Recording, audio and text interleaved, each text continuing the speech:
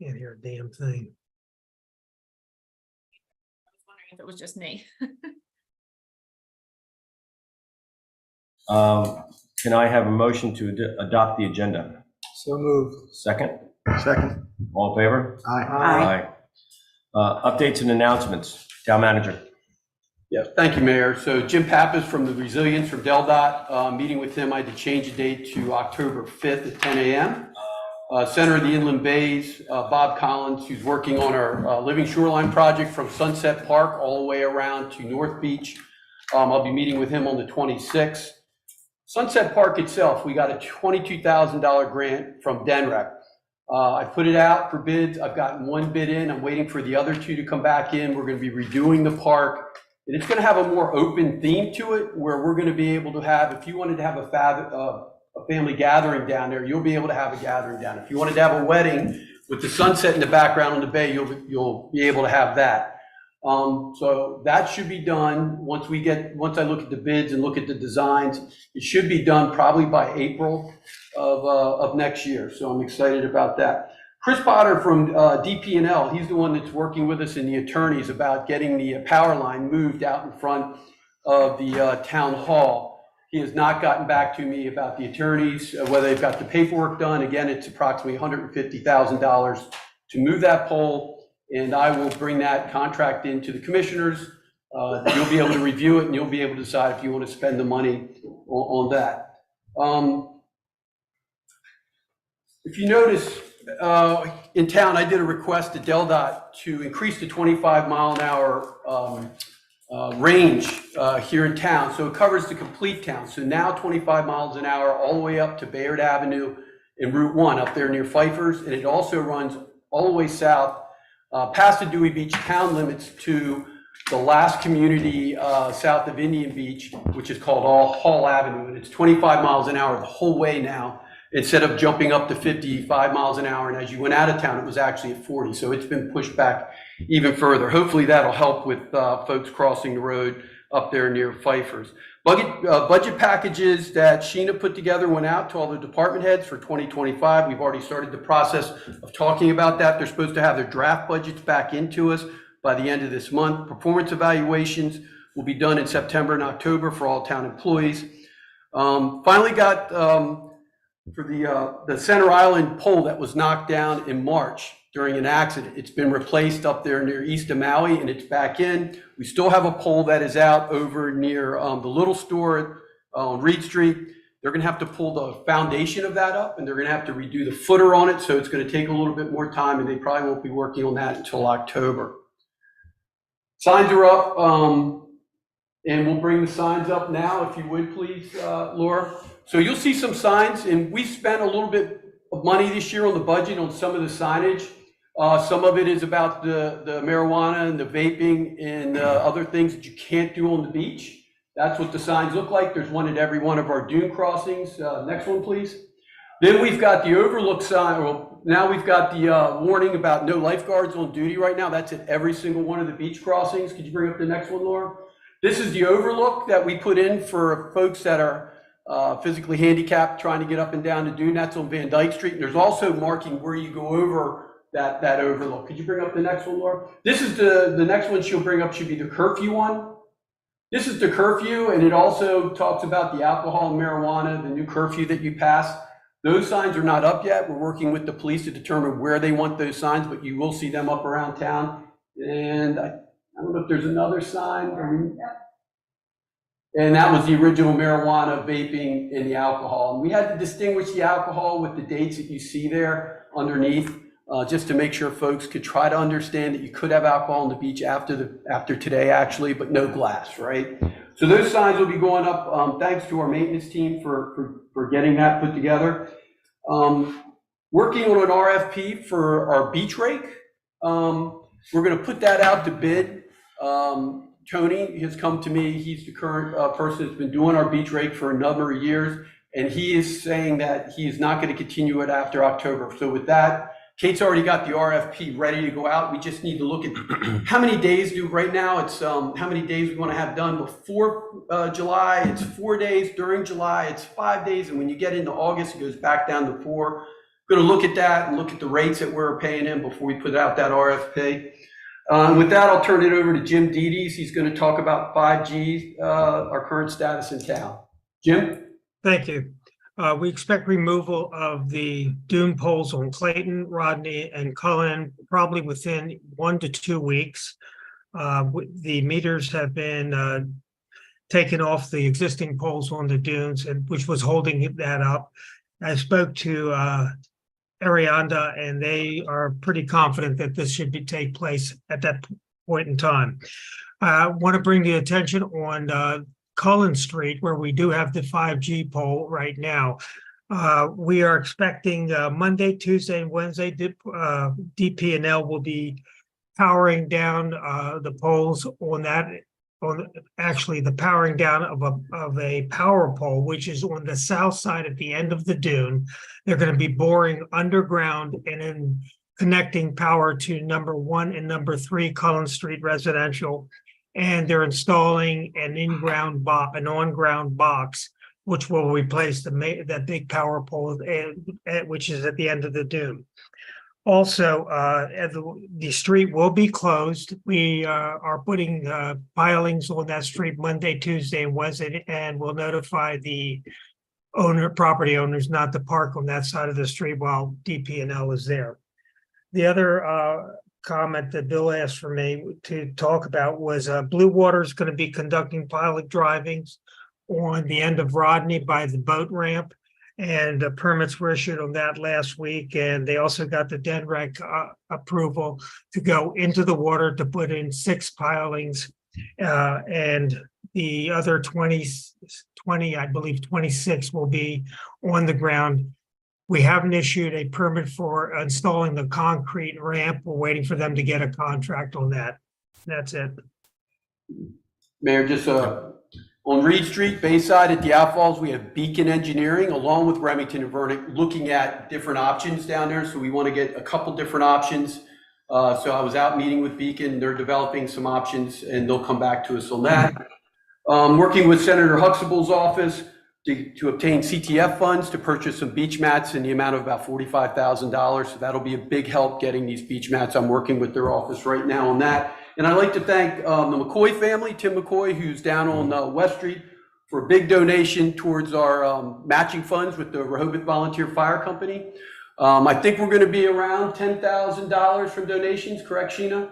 So we will match that, and then tomorrow night, if they have the party on the beach, we will present that to the fire company. That's all I have, pending any questions. The only question I had is if you can expand a little bit, Bill. I know we had a conversation with the development on Sunset Park, where we will also be doing work on the end of Dagsbury, correct? Yeah, that's correct. So Center Inland Bays, what they're looking at is putting in what looks like at the end of Reed Street on the Bayside. They'll put in a modified looking dune with a dune crossing with a kayak launch, and then pervious pavers about 100 feet up the street towards Ivy. Okay, thank you so much. Any questions, Town Manager? Okay, thank you. Committee reports. We'll go by Commissioner Bauer. Marketing just met. They're going to be finalizing a proposal recommendation to us for some fundraising ideas, but they're putting together the final touches of it. There's going to be one more meeting and then it'll be passed along to us. Bud and Finance is ready to meet whenever we want them to. We don't have anything to work with them yet. Maybe by today, the end of the meeting. Maybe Okay. by the end of the meeting we will. We'll see. Great. Commissioner Persinger. Yeah, excuse me, a couple of updates. Climate Change Committee met last Friday. They culled the list of possible recommendations that they'll be presenting to us, culled it down a little bit, and they have a smaller set that they'll be recommending to us. I think we're going to take a look at those next month. Charter and Code Committee is, if you remember, we approved Dave Lyons as the new chair for that committee. I contacted all the existing members of the committee. They all want to continue as part of the committee, including the former chair, Dan Nally. There's still a couple of open slots that are available.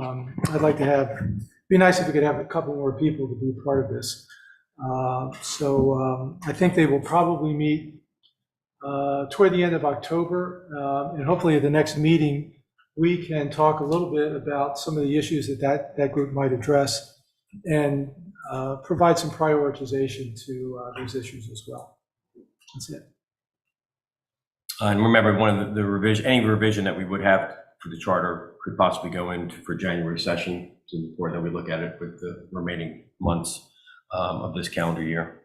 Commissioner Jazinski.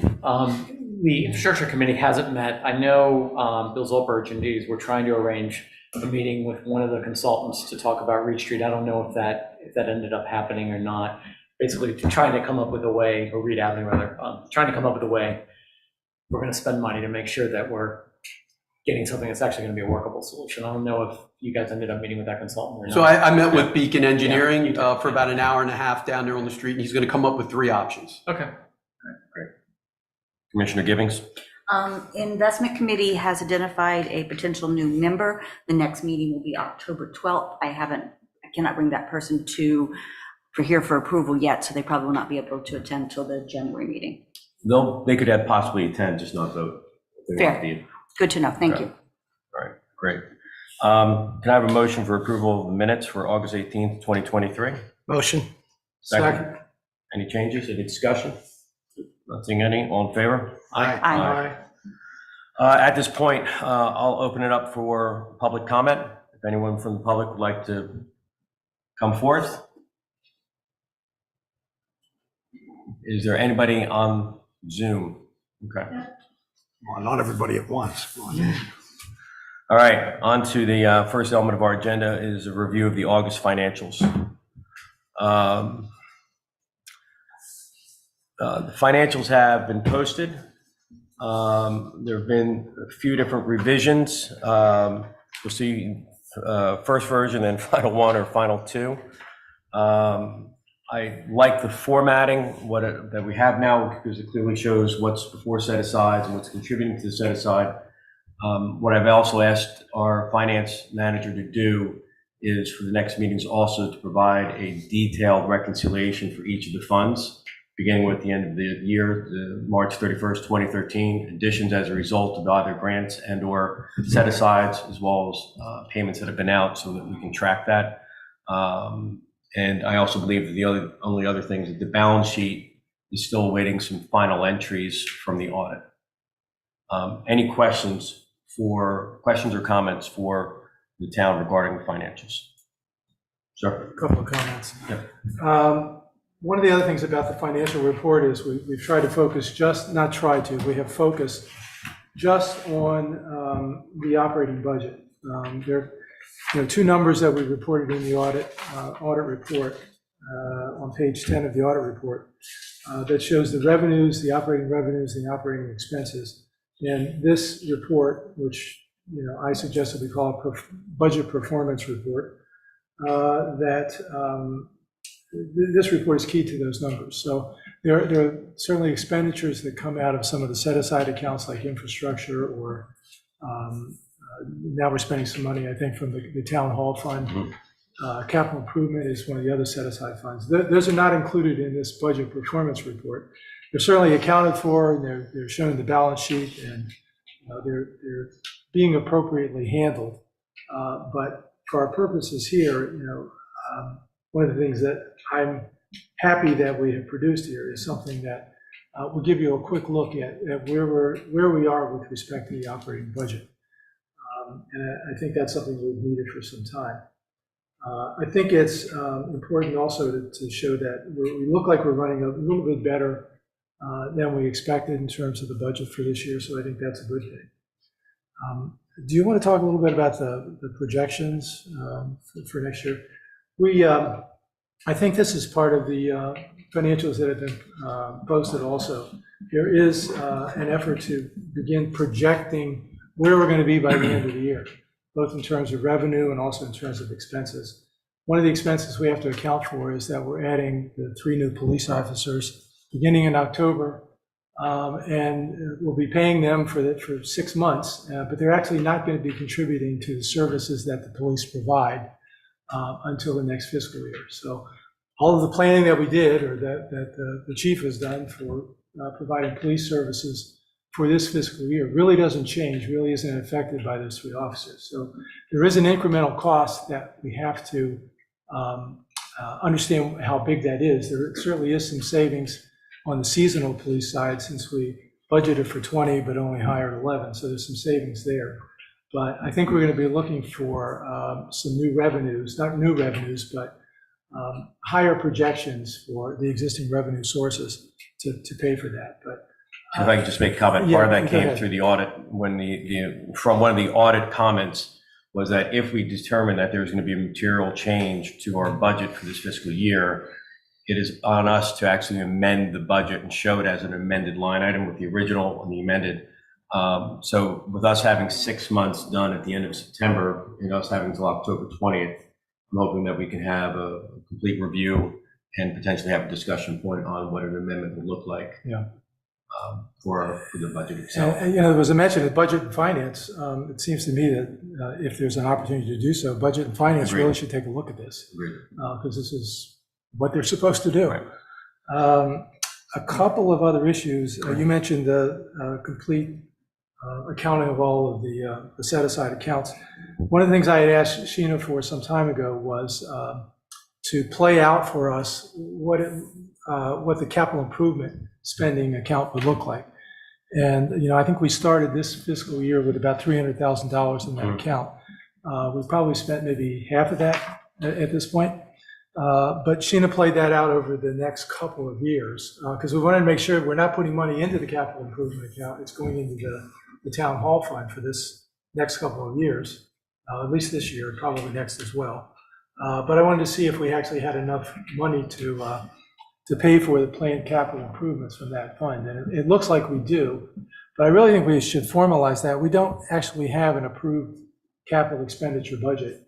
And I think, we should consider that at the next meeting, at least that's my recommendation, and take a formal vote on that so that the town has a firm path that they can follow with respect to capital improvements. Should that also go to budget and finance for their review prior to? Sure, if we can do that, yeah, that'd be great. Okay. And then there's just one final issue, and that is, one of the things that saved the budget this year was that Sheena and the town manager were able to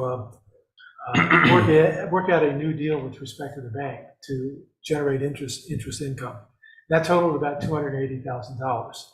Now, correct me if I'm wrong, I think that we're able to generate that much interest income because there's a big principal, there's a big, like $5 million or so more dollars.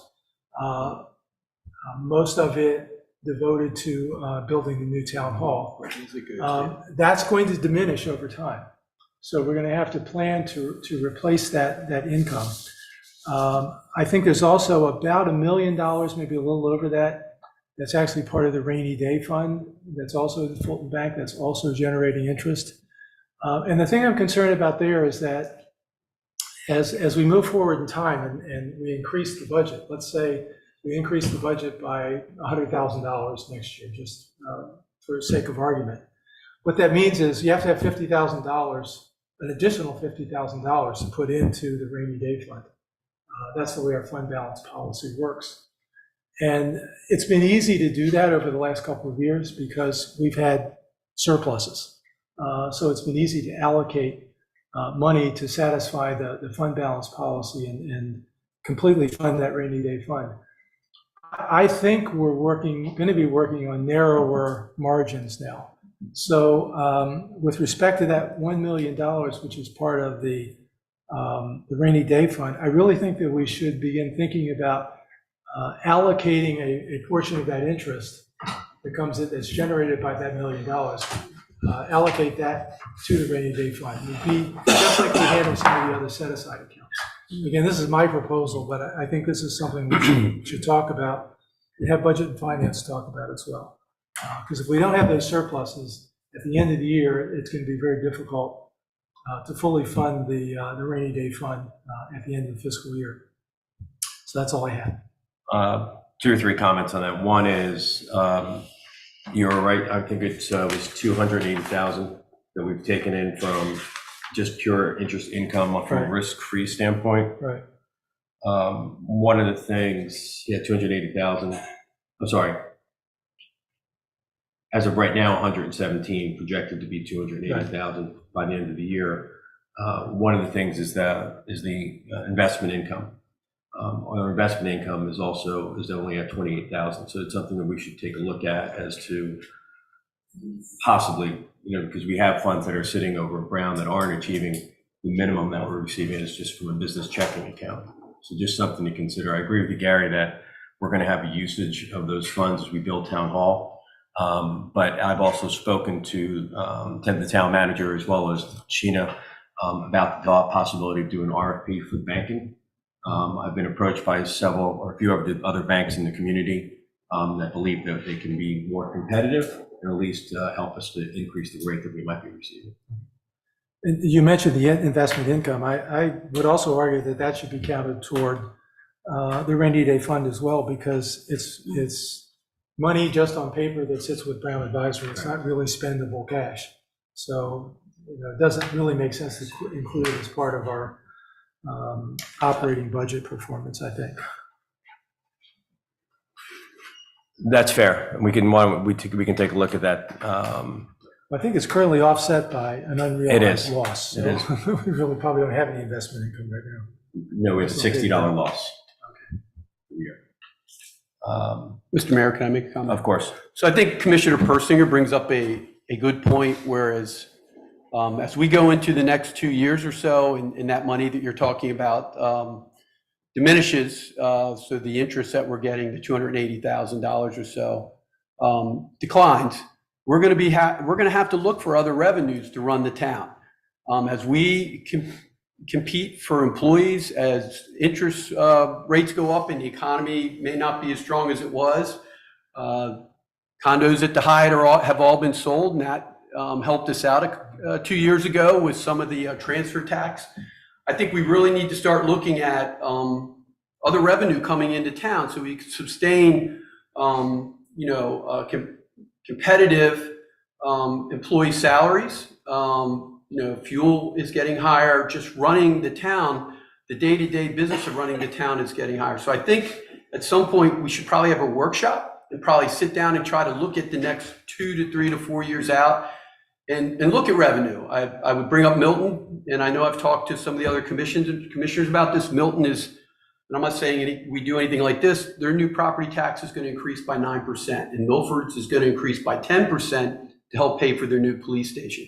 And I'm not saying anything that drastic anywhere across the board, but we're going to have to look at where we're going to have to increase our revenue income in certain areas to keep up with running the town at a certain level.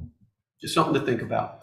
Well, again, Bill, Town Manager, I think that's something we put on Budget and Finance. I know that when I was part of that committee several years ago, that was something that we looked at as in a workshop and came together with a proposal to council on those changes, as well as the possibility of looking at all of the fees that we have embedded within the code and the charter. Thank you, Mr. Mayor. Any other? Okay. One other very, very small item is on the summary. Seeing if you can make it, where on the bottom where you have the set-asides, just indicate where it's going. Like, for example, the 3% transfer tax goes to streets, just so we can see that as a summary and be able to tick and tie it back and forth. But thank you. Thank you for all the work you've done, Commissioner Persinger. That's good. Number 2, discuss possible vote on ordinance to amend Article 3, Chapter 116, definition to define the term event. I'll give a little bit of a background on this.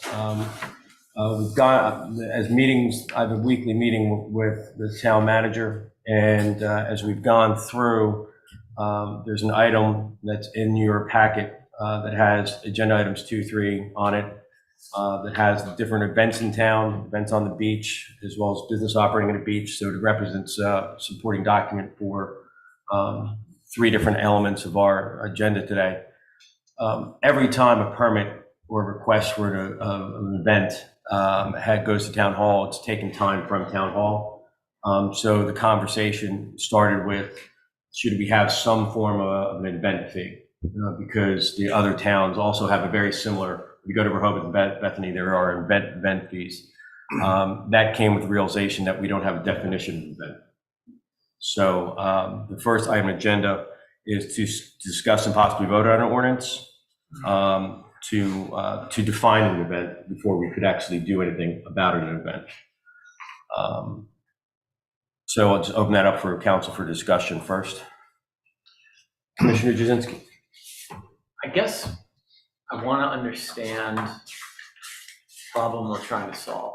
So there's an administrative burden on the town when people come in to do an event. So we're going to charge an event fee.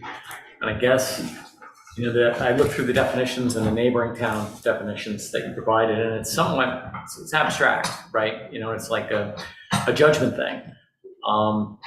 So I guess I want to understand what problem we're trying to solve, and I just want to make sure that, you know, like a family or a small group of people who are doing something aren't suddenly going to be in where you've got to get an event thing. If it's just a small group of people who are doing something, you know, together as friends or family or whatever. And how's that aspect of it going to work? Is I guess what I want to understand. So I think the definitions that we pulled from Lewis, Bethany, and Rehoboth, it talks about that. But it says in here, if it be reasonably expected to have a significant effect upon the ordinary use of a public street, or for us, in this case, it's really the beaches. Right. Okay. So as you can see from the chart that Laura put together, when it came to events, we had 140 events this year, 140 events. And we're not talking about the bigger events like running of the bull or some of those other, these are ones that are usually, for the most part, that are businesses on the beach with catering. And this year, our folks that we worked with on the beach for catering, this year was a good year. We didn't have many problems. We didn't have many complaints. But it is very time consuming when you have 140 different requests for events, mainly during the summer, some in the off season, but mainly during the summer. We have to track all those. We have to make sure we're not booking too many events on the beach, on the bay side, on the ocean side. I mean, if you wanted to have an event down there, whether it's a wedding or you're having an anniversary party and you're having catered, right? Do you really want to have somebody right next to you with a bonfire? Do you want to have somebody right next to you while you're trying to get married with a big event? So for us, it's about scheduling, organization. We put it all on a spreadsheet. We keep it on a computer right there, and it's very time consuming. So if I get something, I see all the events, Laura sees all the events, Kate sees all the events. If I see something that I think the police chief needs to know, Todd Fritchman from the lifeguards need to know, my maintenance folks, I also send it over to them and say, give me your opinion. So it goes over to them. They go through their box, then it comes back to me, and I review what they say, and then it goes back to Laura or Kate or myself, and we come out and we say, yeah, it's approved. But 140 events on the beaches, that's a lot going on in town, and we really have to make sure we don't want to double book anything and have somebody's event ruined. And we feel with that many events going on the beach, I think a processing fee is fair. You can decide what you think it is. Of course, bonfire, an event would be, so if you got a bonfire, if you paid for your bonfire, you wouldn't also pay for an event fee. It's not about that. It's about tracking them. There'd only be one fee for bonfire/event. So what about the people who do like a large event that's a bonfire? They don't pay an event fee, they just pay for the bonfire permit and that's it? It would just be one fee. Whether you call it a bonfire fee or whether you call it would just be one. Okay.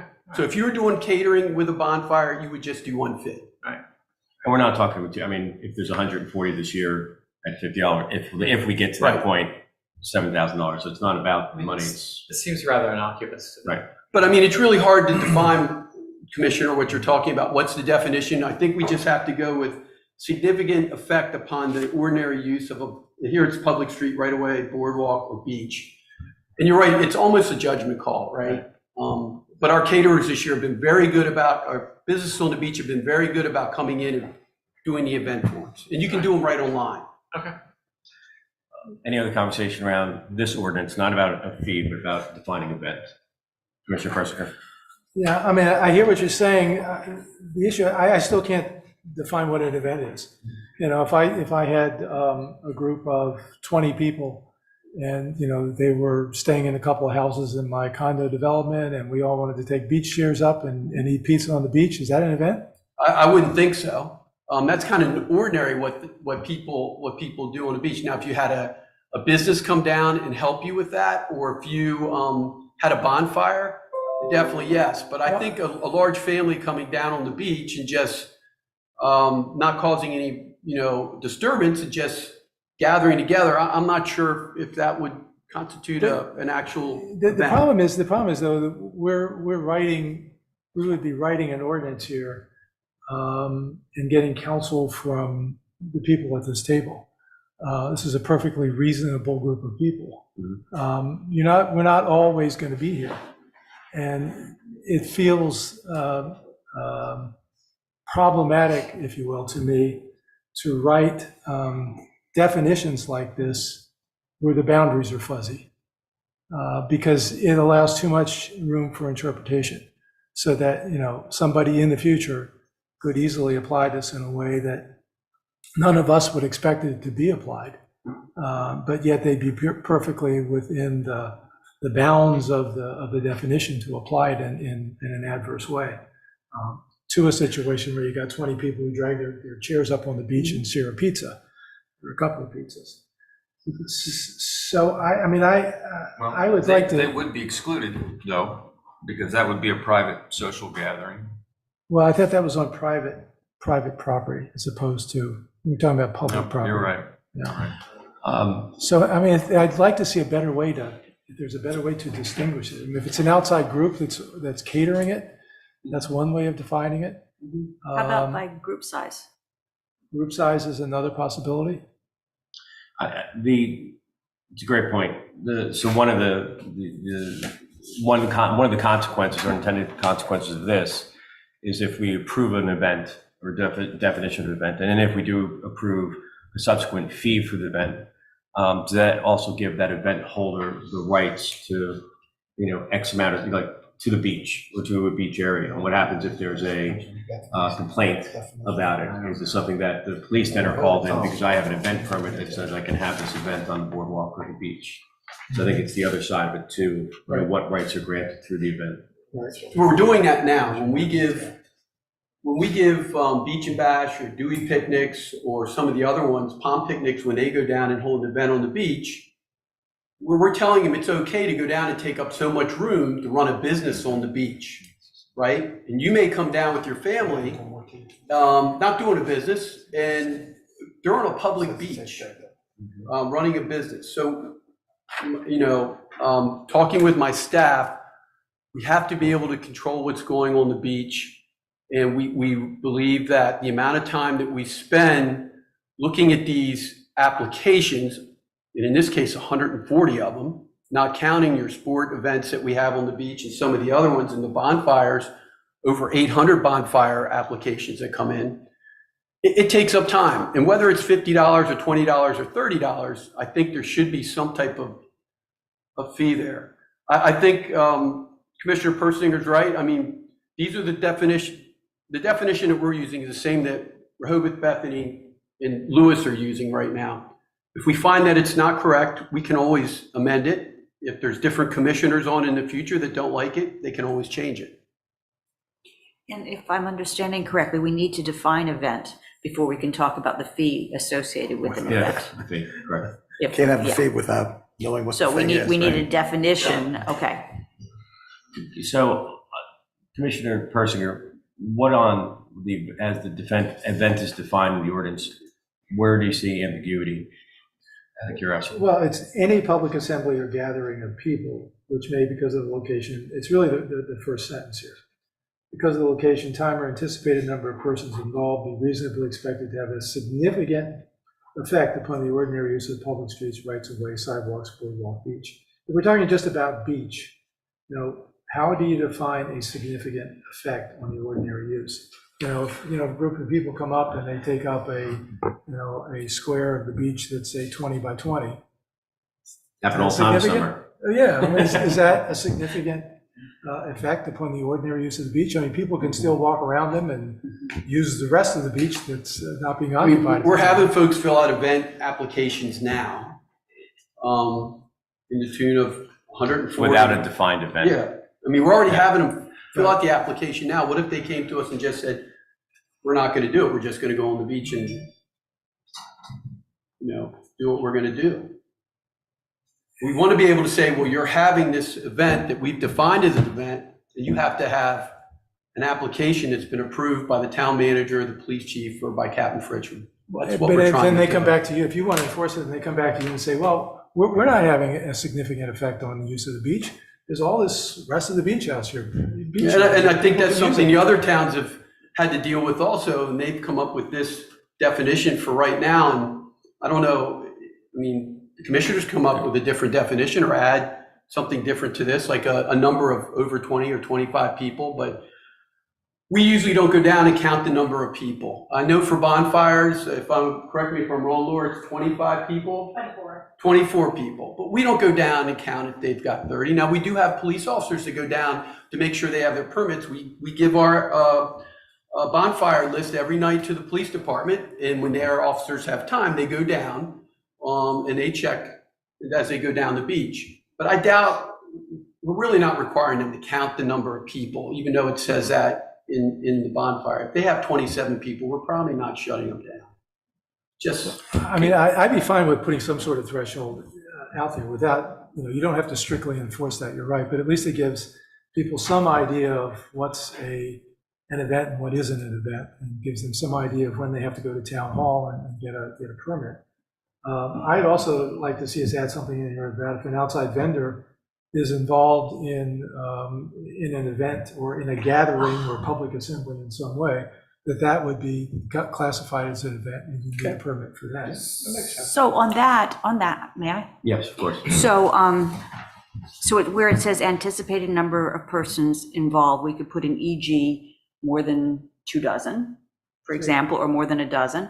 And then we could add a sentence about, or if outside vendors are involved with making the arrangements. Because like on the Bay Beach, they often have little sunset dinner things, and it's probably only 8 to 10 people, but it takes up a good portion of the beach, and they set up trees and cushions and all sorts of things. So that would be under the number, but they've hired somebody to do it, and they should have a. So can we add a sentence about outside vendors arranging it and put a number? What number would feel comfortable? I like 24 because that's what we have for a bonfire. Fine So- with me. But I also like if a vendor's involved, because again, when we're trying to schedule, like on the Bayside Beach, you want to make sure there's not a wedding going on at the same time the Golden Doodles are on the beach. Right. Right, that's going to cause a real problem. So can I ask a clarifying question? The item, the list that you provided, Bill, that shows events in town, the 5K runs, this past year, looks like, or so far, we've had 16 runs. Have all those filed permits with the town Yes. to allow those? So this Yes. is, These are all these are ones things that that have have already had been- done okay. permits, yes. so whether it's a run, the Art Fest, which we know that this partnership, I think that's right. It's a sip and shop, and then it's a spring art festival. You need to include runs in here. You don't actually walk/runs in here. You don't have that in here. Yeah. Yeah.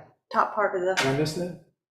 oh, you're looking at something different. He's You mean looking at in the the definition of ordinance. I'm looking at events. the- Bicycle rides, races, rallies, marches, processions, walk events, But running. It sounds like a bicycle race as opposed to a run. Well, you do have walking. Well, the way I run it is a kind of a walk. So walking, racing events. All right, so I believe that we have support to move forward with the definition. I think we just need a motion that that eliminates some of the ambiguity or subjectiveness and allows us to define it further. So can I have a motion based upon the conversation that we've had? Go ahead. I accept the definition of the following changes, that an event, a gathering be considered an event only if more than 24 people are involved, or if outside services or an outside vendor is involved in providing the event. Is that an and or is it 24 It's or more? It's or. Or an yeah. outside vendor? Okay. And then if I might, walking/running events. Right, yes, thank you. Could I ask, what's an outside vendor just compared to a vendor? A vendor, yes. Yes. A vendor, yes, thank you. I second with those modifications so that we can discuss. Any, from a discussion though, I hate to be this way, a vendor could be Me cooking for my family? well, somebody that's bringing subs. I mean, I just don't want to Is it somebody that's catering that event, somebody that's running that event? Somebody called Sorry, DoorDash, it's not we don't just- want to get. I mean, I get, get- I get the point, but I guess to some extent, I think we're kind of Now just drilling it in. over-engineering it a little bit. Okay. You know what I mean? I mean, Sorry. we know what they mean. If you have someone catering down there versus someone delivering food to, you know, So Uber Eats shows up, drops off. I don't you didn't think get your anyone's gonna be That wasn't a running out vendor? there. Yeah. Okay, I'm fine. Sure. Name, rank, and address. I'm Harry Gallagher, 123 Clayton Street. Congratulations on your election, your landslide election. Thank you. Thanks, Andy. I came particularly to kind of look at the bonfire thing and the event thing. And part of it is we have some people that do volunteer work on the beach, people that are on this committee that teach yoga on the beach. So, I mean, they had to go through a certificate, do all that stuff. And, you know, maybe they get $10 or $15 as a contribution to them. In this case, I guess that would be an event. Again, I mean, you know, it's the individual, like with police work, everything, you know, it's a judgment call. But, you know, the judgment here may be different from the judgment 2 years from now. So I kind of agree that we need to kind of take all that into consideration before kind of mandating, you know, some kind of language like that. Second thing was, I noticed the vendor on the beach, I guess it's Lyman, they also provide the services for either flames or chairs or even for fires. Mhm. So I think that needs to be kind of ironed out, maybe the next proposal as far as, you know, as far as that individual being part of the inspection process for the fires. Thanks. Thanks, Harry. Anyone else want to, from a public comment perspective? Yeah, please. We'd like it. I'm Cindy Souza. I live at 113 West Street. And I guess my question is, when I was reading the proposal, it said with the exception of private residences. And with the advent of so many new construction homes that are mammoth, and so many people starting to host, you know, big family gatherings there, weddings are going to be happening in the backyards, there are pool parties, etc. Why are private homes accepted from this? And should there be some consideration for monitoring those as well? Thank you.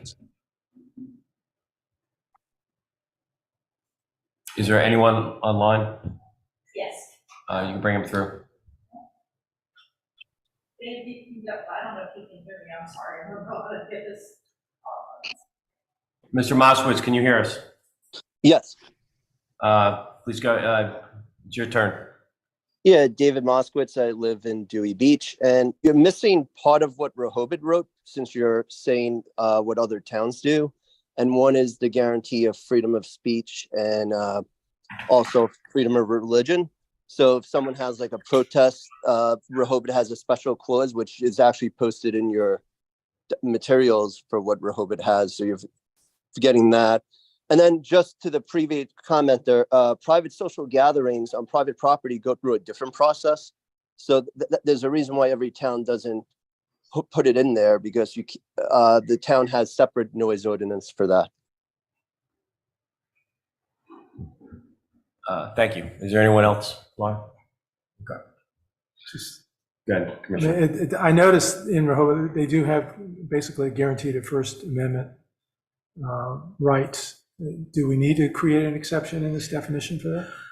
So that you would not have to have an event, pay an event fee? Or would you be considered an event, I guess? That's the other issue. I mean, it seems to me that you could waive the fee or something, if like. They should still fill out the form, and then I guess we would talk to them and find out if it really falls under the First Amendment. That's So an example would be sunrise Easter morning service. I was trying to go with Lashana Tova to everyone at sunset tonight, but we're not going to be at the beach for that. But something like that, if there was a religious gathering. So for example, we do a menorah, we work with a local synagogue on that, and they do fill out an event form for that. I would leave it up to the commissioners whether we shouldn't probably charge for that. That's probably an easy one to say that, no, there would be no charge for that. But we still want to keep track of what's No, going on. we definitely do, So that's because what we these are can't, for. we don't want to double book something and have both people's event ruined, especially if they're paying for somebody to come in and cater it or help them with it, right? But correct, also correct, I mean, most of our conversations here, I mean, obviously the runs aren't on the beach, thank God, or else it'll take a lot longer. But, you know, Rehoboth does not allow events on the beach, if I remember correctly. They are very limited to what they do on the beach. They do have some services on Sunday on the beaches. They do have a small area in front of the Henlopen Hotel where they do some weddings, but I'm not aware of any other major events except for like the polar bear plunge and things along those lines. Because of the comments, I guess I have 3 questions. First is, because of how we're changing an event, are we now going to change for the people who do like yoga on the beach, that all of a sudden each of those is an event? Each time they have yoga on the beach is an event. Have we kind of taken that and put that into the definition? I don't believe, I don't see that as an event. I see that as a business on the beach, which we're gonna. It's another item, and I get Another item that we're yeah. going to ask I just budget wanted- finance to take a look at. I just want to be sure we're not putting No, it's what they do. it's like one of the comments, And those that then are, that's a different element than somebody who's requesting the ability to basically rent Right. part of So the beach. an event is distinguished from a business on the beach. Correct.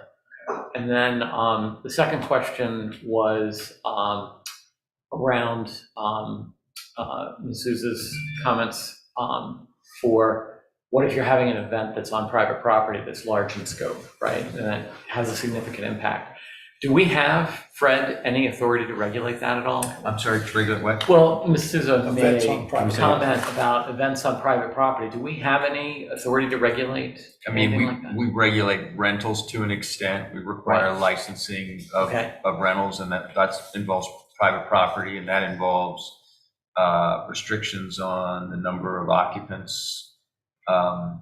So, I mean, we have parking requirements, off-street parking requirements, zoning requirements that. Yeah, but that's, And I think noise. that's a little bit different. I think what It she's is talking different, about but- is if someone wants to have, 100 people in their backyard, do we have any authority to regulate that? Because that's, I think, what the question really is about. Have a bar mitzvah, Yeah. I don't know, but. Well, by this definition, if it's a private social gathering, it would not. I understand this definition excludes it. Mm-hmm. My question is, do we have the authority to regulate that type of gathering on private property? That's really what the question is. No, we do I not. mean, because the way I look at it is that you've got parking issues. If you've got 100 people in your backyard Right. for a big party or a wedding, where are all those people gonna park? And how is the police department then going to monitor that? We don't normally Just a reply. question. No, I know. I don't have the answer, that's why I'm here. I'm not replying, but as we're looking at this specific to public property and the use of public right-of-ways, it may be something in the future that we can send to planning and zoning for them to review as part of the private properties, just as an outside comment. Mr. Mayor, if there are noise complaints, the police do, can yeah. address that. We do have the noise ordinance. They would have to go out and take a reading, or common sense would say if they're loud at 3 a.m, the police department can go over and tell them they have to quiet and disperse. And Is then that at 11 p.m.? Is it at 3 a.m.? I mean, I think that's common sense. Yeah. that is in the one. But- Time of year. But I don't see a scenario where you would go tell a gathering of people that they failed to pull a event permit or event license or whatever, and they need to come into town hall and pay a $50 fee and get that. I mean, I just Yeah, don't. I think they're two different things, right? I think this is, that's what I was getting Yeah, at. It's this know where is- authority was. And then the last thing, which is an important question, is by setting this up as well with the next agenda item, are we creating a legal right for the town, for a applicant to automatically be approved to do an event? Whereas previously, I think the town could say, hey, you can do this type of event, you can't do this type of other thing. Are we creating a right that if someone wants to have a big thing on the beach, well, it's in the code now, so you can't say no. You've got to allow me to do it.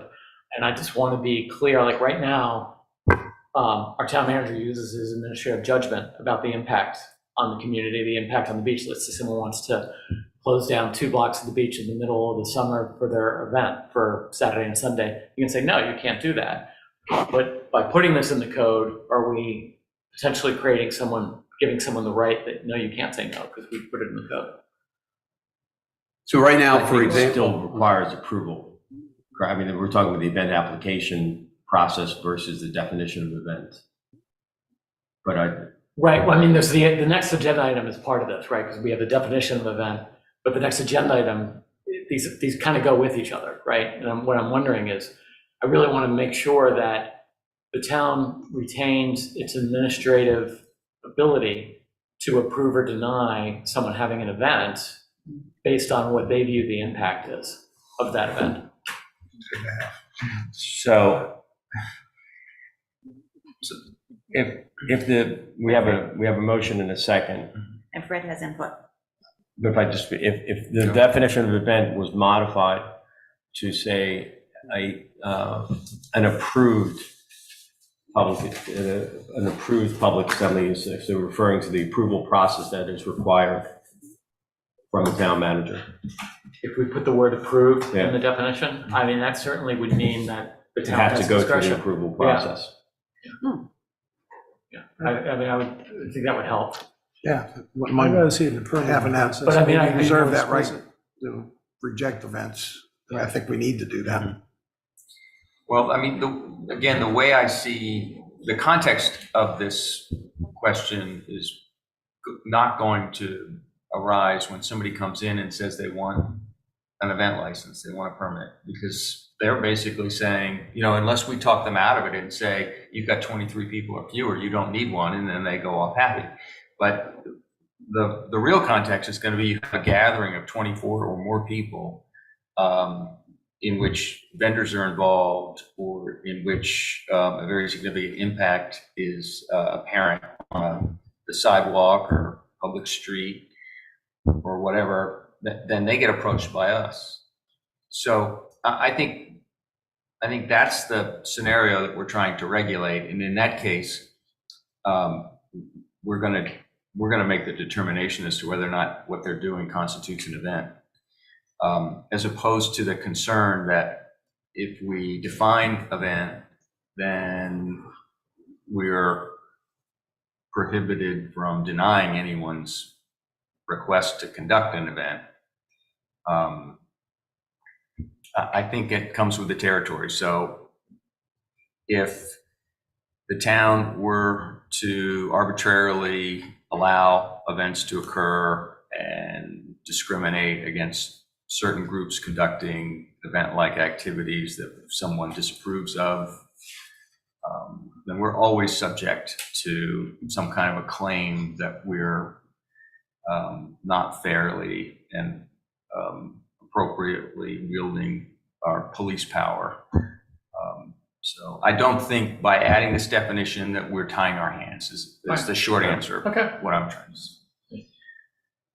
So with all that being said, we have From my perspective. And can we put just something in there that would say the town reserves the right to deny? well, I think an event is a town-approved event Right. defined as Lovely. 24 or more people Right.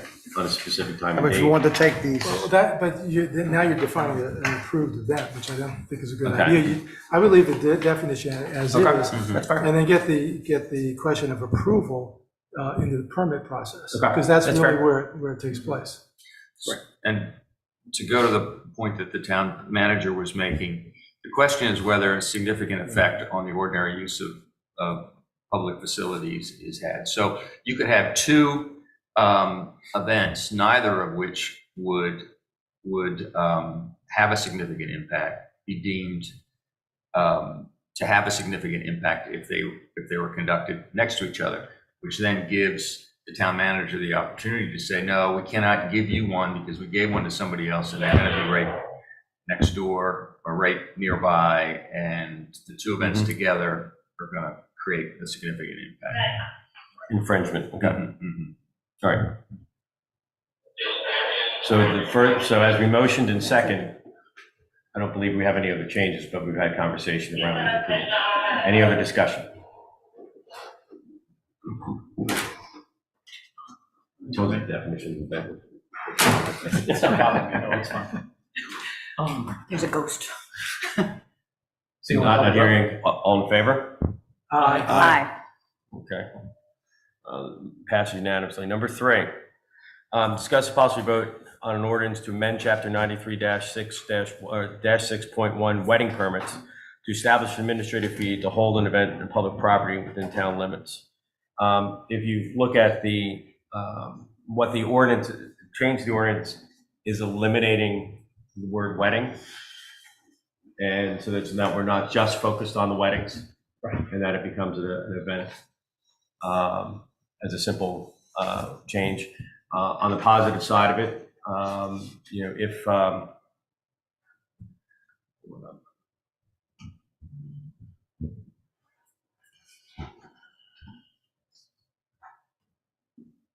Positive side, the rates, fees goes down. correct. The fee structure does go down, but then what we've just defined as an event would be held within that ordinance. So I'll open up the council for discussion. Commissioner Barrow. I think it's a good idea, personal opinion. Short and sweet. My only input would be, I would just like a sentence in there that the town may administratively deny an event permit based on its impact. Just have a sentence in there that explicitly says that. And whereas? Yeah. Whereas the town may. I apologize to the ladies. Commissioner Pritzker. The only, feels a little chintzy to take away that parking permit for weddings. Particularly if we extend the parking season from to May 1st to September 30th. I'm serious here, because that's when, you know, people begin to plan weddings. And, you know, it just feels a little chintzy to take it away. So we could have a, if the event is a wedding, 1 24-hour complimentary Dewey Beach parking permit will be provided. Yeah. Doesn't cost the town any money. We gotta start a marriage off right. But who gets the parking permit? Mother the bride, mother the groom? I've been at divorce parties too, so we're gonna bring that into I mean, here if also. someone has a small wedding, they don't have to have an event permit, right? So if someone's just having a small wedding, you don't need it. I mean, I get your point, but I don't feel strongly about it. Yeah, I I just felt a little stingy. I'm okay with but stingy, wait. we're saving 50, All right. they're saving $50. So they can- Commissioner Persinger, to that, if it's no longer $100, it's now $50. Yeah. That will take care of the Right, parking. there you go. All right. I'll- Making it easy. Budget neutral. All right, thank you. Any other discussion? so I'll move that Motion. we approve this with a sentence added that clarifies that the town may administratively deny All an right, event. so that's the motion to approve. And may I also ask that there's a additional whereas noting this change as part. Notice it above whereas the town originally created the ordinance, just so we can have noting that we changed it from a wedding to an event. Yeah, So so there's a history of it. Okay. Any other discussion? All in favor? Aye. Aye. Oh, sorry, David has a public comment. Okay. Sorry. Go ahead, Mr. Moskowitz. Yeah, David Moskowitz, Dewey Beach. This is going to hurt the town's finances because right now you're getting about $1,600 from weddings a year, and you're charging $100 for weddings. And just as a comparison, a neighboring town, Rehoboth, charges $200 for weddings. And you're actually lowering the price from $100 to $50. And then you're going to throw in a free parking permit, if I heard right. So the actual wedding cost will cost $20. So you're actually hurting. Previously, you said the town's in need of money, and now you're actually taking away money. And then the other events like 5Ks and stuff, they make huge amounts of money. I just don't understand why you would charge $50 for that as well, when some of the events are making thousands of dollars. Like it would make sense to charge $100 for events, and you're also taking away the property owner exclusion for free weddings as well. And then you had previously talked about freedom of speech events and public religious events like the menorah lighting, and that's not covered in this as well.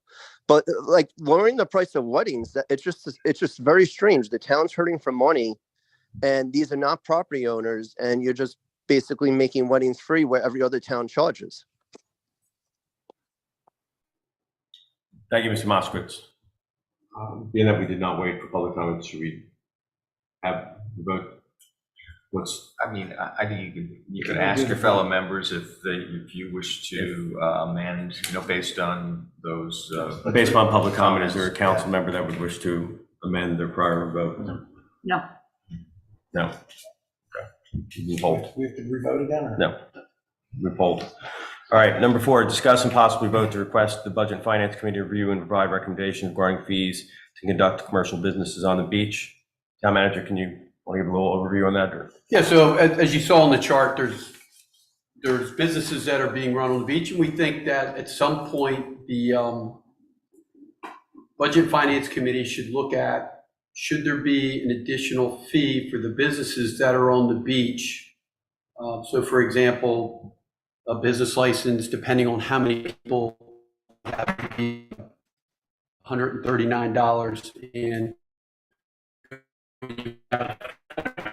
25 or 26 different events on the beach, and the town is bringing in the one business license for those, and there may be the event fee of $50. So I think Budget and Finance should look at this, kind of what the comments that Mr. Moskowitz said is, maybe Budget and Finance looks at where their fees should be increased in certain business activities that are in our public space.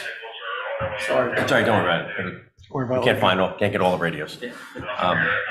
So the real issue is here is, we do have business licenses in town and out of town. Right now, these businesses are using public property in order to conduct their business, and we're potentially asking Budget and Finance to take this up as I think it's a discussion. I think that's the right decision to make. Commissioner Berger.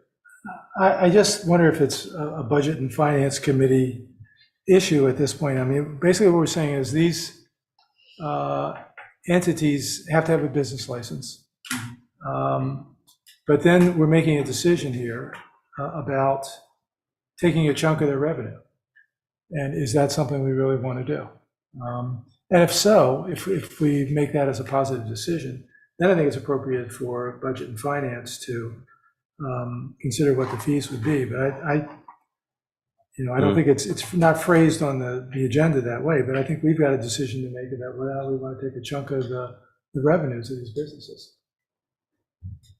I mean, let's just say you've got a yoga class, and the yoga class has 25 people in it.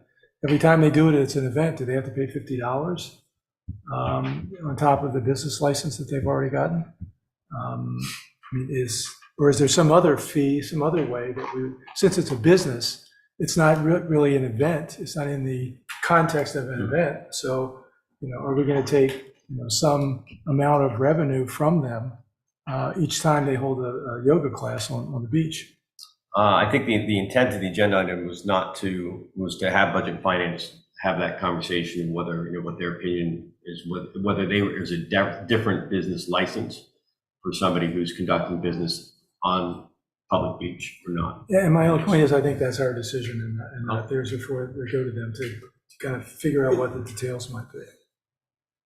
And I just keep in mind that our current concessions on the beach, Lynham, they pay a lot of money to have business on the beach every year. And now we have other businesses that are on the beach, even though they're after 5 p.m. or before 10 in the morning, but they're also conducting business on the beach. But you think about how much the concession vendor that we currently have between basically 9 in the morning and 5 in the afternoon, how much money they are paying the town to conduct that business on the beach. And other folks are coming in later and not paying as much. So I think it's something that maybe Budget and Finance could take a look at. I think we've got a little bit of a quandary in that there's a big discrepancy in terms of what one vendor's paying and what other people are paying, candidly, to run a business. But we also have publicly supported businesses that a lot of people enjoy seeing and taking advantage of the service, like, yoga, for example. And then you also have the issue of what if a third business wants to come in, what are their rights to run the business in the town's thing? I mean, you brought this up multiple times in the past 2 years. So I agree it's a complicated issue. I don't think we're going to solve anything right here. And it's like I want to be supportive of all these smaller businesses who provide services people want to take advantage of, but also not overly commercialize the beach. I don't really know what the answer is to doing that. Well, we, in our initial review of the August financials, we created a few different items that we're going to ask Budget and Finance, or not that we're referring to them, but to look at the projections, capital budget, the future of the interest income, as well as possible fee structure. This is part of the fee structure and part of what the Charter of Budget Finance is supposed to do anyway. So I don't think we need to refer this. I don't know that we need to. I think we may, and looking at you, Fred, we can table number 4, knowing that Budget Finance as part of the normal review are going to be looking at the fee, like those things I just enumerated. Is that fair? I think so. Okay. Is that in agreement with that? All right. Okay. Got a lot of work to do, Mr. Barrow. A lot of work. All right. 5, discuss possible vote on ordinance to amend Chapter 93.3 beach fire permits, revised fee and deposits amounts.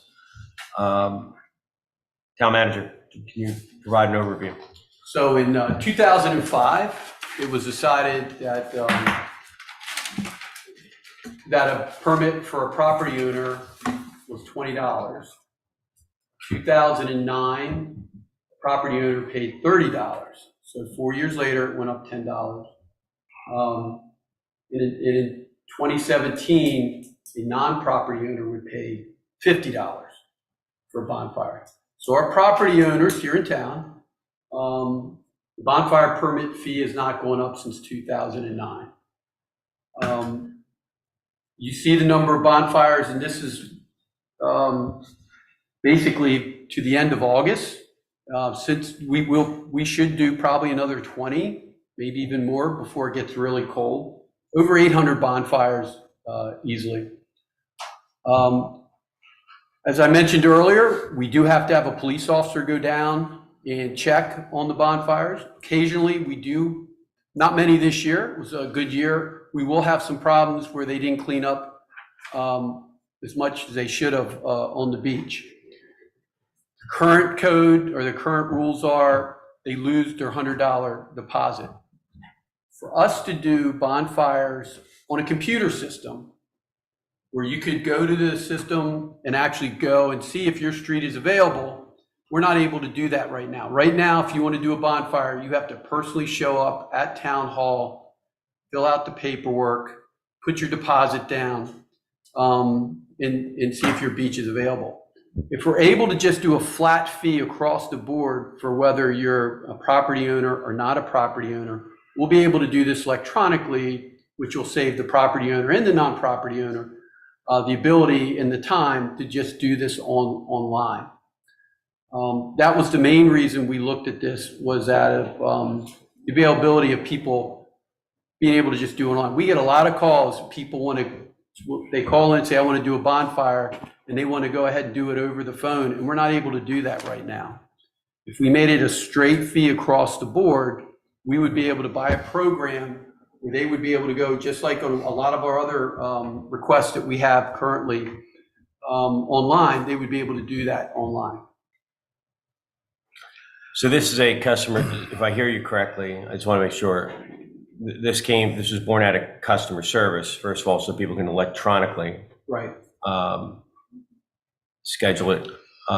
Commissioner Bauer, go ahead. Yeah, I mean, I just look at it, I don't know how much administrative hours goes into processing 800 permits. So, I think it needs to be streamlined, and in trying to understand where we're coming from on this, there's no way to really differentiate who's a homeowner and who's not. And really, there's not today. I mean, I could walk in and say, I'm a homeowner, and how do we validate that? Well, I'm staying with so-and-so. Well, that doesn't make you a homeowner. Oh, that's my cousin. Oh, well, it gets into a whole myriad of things of who's a resident and who's not a resident. So, to me, the difference between if I'm paying $30 or $50 for a, for the event there, I mean, to me, that's the same number. I don't think we're pricing ourselves out of the market. It's been a nice gimme, but if I had to choose between streamlining this thing and, we don't have to go with 50. We could go with, $47.28 if you want. I mean, if we can come up with a number, but so, to me, 30 and 50 is the same, but, if you want to persuade me to go to a lower number, I'd be happy, I'd consider that too.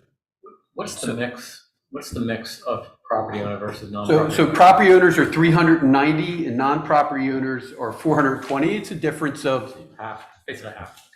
yeah. So you said, I'll let you go. I don't want to miss this point. So you had said that to do this online, do you already have the software in-house to schedule it and to automate it, or is that an additional module we need to invest in? We Laura? already have software. We don't currently use the booking software because of the limitations that we couldn't use it the way we do online. Okay. Commissioner Christian. Why couldn't anybody purchase a bonfire permit for $50, but if you're a property owner and you want to get the discount, come to town hall? I mean, that's what you have to do now to get the discount. or to You get could, it. I guess, right? Yep. Yeah, you could do that. So you could continue the discount for property owners, but, if they want the convenience of doing it online, they'll pay $50. That's a good idea. Yeah. Would you be opposed to it, of having the online system as 50, but as if you're a property owner, you can come to town hall to get your $20 refund, just to streamline the online process? Versus, I'm just trying to get people out of, That's not fine keeping too. you out I of town mean, hall, whatever's just doing it easiest, online. yeah. Okay. I was just thinking they have to come to town hall now to get a permit. Either way is fine, yeah. I had two questions, trying to understand in this ordinance. What is a seasonal permit? So we do have a definition, I think, on the books that defines what our summer season is, and I believe, and I don't have it in front of me, but I think it's May 15th to September 15th. I think that's what they call the summer season, if that's what you're asking. So it says seasonal permits may be revoked for failure to comply with the regulations. So it implies, I could be misreading, implies that somebody could get a permit to have bonfires for the entire season. And I want to make sure that we're not. Then the definition I gave probably doesn't apply to your question. I think if somebody doesn't clean up, they would lose the ability to get a permit again. That's. Okay, so that's worded differently than what. Yeah, I mean, if we're fixing the legislation, to your point, we could just delete the word seasonal from paragraph D. Because it's a weird reference to your point. Okay, So also remove seasonal. So there's an aspect of this that has been brought up that I'd like to, there's kind of, I'm sorry, were you not done? No, I wasn't done. Thank you. So we take seasonal out of D. Okay. Then on the table about the bonfire totals, it makes reference to bonfires contracted through the Hyatt. And I've gotten several questions from folks in town about if there's an event at the Hyatt, whether it's a bonfire or a wedding or whatever, does the Hyatt get the permit? Whoever schedules it first, correct me if I'm wrong, Laura, whoever schedules it first. So for the Hyatt, when the Hyatt is conducting the bonfire on behalf of their clients for a wedding, they do obtain the permit through the Hyatt. Absolutely, every time. In other cases for bonfires, it's whoever comes to file the permit on a first come, first served basis. And the other thing is, because of the Bay Beach, the close proximity of the units there at the Hyatt, we have vendor Lineham conduct the fires there because we do not want wind blowing the sparks up into the balconies and into the residents. Thank you. I'm sorry. Okay, I just didn't know you were done. I apologize. I wasn't trying to interrupt you. So there's one aspect of this that hasn't been brought up. There's, a couple things that are kind of unique to Dewey that we do that a lot of towns don't allow people to do because they're afraid of kind of keeping things tidy and in control. And one of those is allowing dogs on the beach, including in season. It's a really nice benefit. Mm-hmm. And it's like, you got to kind of have this equilibrium to kind of keep it going, right? You can't kind of let it get out of control. And the other thing is the fact that we, have a pretty liberal bonfire, policy as well. There are, not many places where you can have the number of bonfires that, we allow in Dewey Beach. And so from my perspective, I want to make sure that we're always able to continue that. And one of the ways that it stays in check is the fact that people got $100 riding on not being lazy after they've, probably consumed some beverages and kind of finished their evening up, and just deciding, I'm not going to bother with it because $100, is a little bit of a motivation for people to make sure they clean it up. It's hard to enforce an ordinance where you have to come back and find somebody and take them to court. It's just the way it is. It's much easier to enforce giving people money back. And I realize there's an administrative burden with it.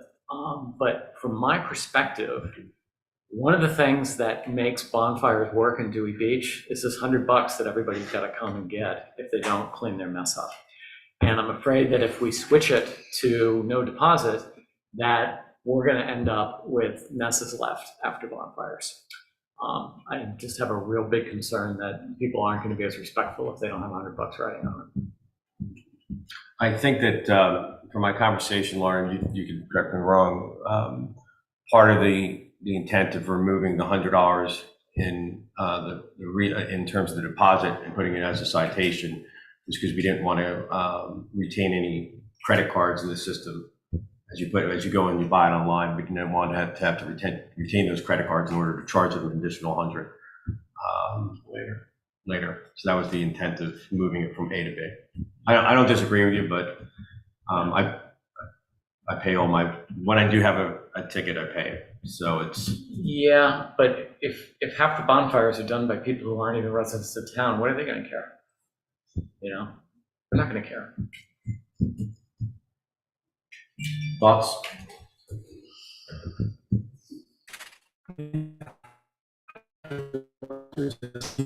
Try it. See how it works. If it doesn't work, you can go back to the old system. Go back to the old, right? Harry, come on up. Public comment on this. Positive or negative? Of course, it's negative. It's always positive. For New York, everything's negative, remember? This looks like a process issue, and town hall is trying to kind of stream the process. But on parking permits, when you come in for residential parking permits, they go on the computer to make sure you're a resident. So I don't see the difference, in that. Now, the upfront, the online stuff, I think that process is right now, there's no online process, you gotta physically come in. So if you went online, then it would be like $150, let's say right now. Why don't we, I agree with Mr. Janikowski, is that, there's that deposit seems for someone gonna clean it up. If they wanna kind of let it go, then fine, the town gets the money. But there's no incentive for them to actually do that. Then to issue a citation to them, and then you talk collection. So I mail it to Pennsylvania or somebody in Pennsylvania. I have to pay it or not pay it or just blow it off. And I might not get another permit again, but who cares? The other thing too is like the policing of this. Here in Kate's write-up, she says the Dewey Beach Patrol, the beach concessionaire, which is Lyman, which seems to be a little bit of a conflict since he also provides a service to do the same thing.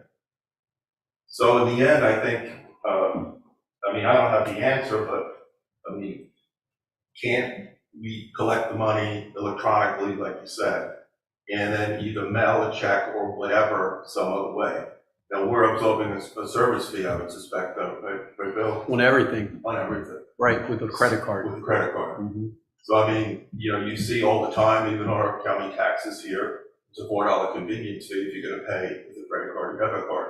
But we I think you could probably look at something like that and either try to refund the person by check or in some other way, maybe, back to a credit card. But I think that $150 is important, and they agree that that's something that someone's not gonna give up easily. And the other issue is the inspection process. We use lifeguards, and we use the beach concessionaire with the individual to check to make sure they're cleaned up. I think, that needs to be looked at a little bit to see, how that can be really done and the process be put in place a little bit better than that. Thank you. Thanks, Aaron. So kind of going back to this refund thing, I mean, businesses do credit card refunds all the time, partial or full. So there's no way for someone in the office to just keystroke wise, just issue the refund against the charge card? I Don't believe don't they do that today? I mean, how does that work? do you mind if Laura answers that? Please, yeah. So with the booking software that we already have, it's part of our systems that we use for other online payments that are already taken through our town website. We do not have the ability to refund to those credit cards directly because we don't have visibility to those cards or access.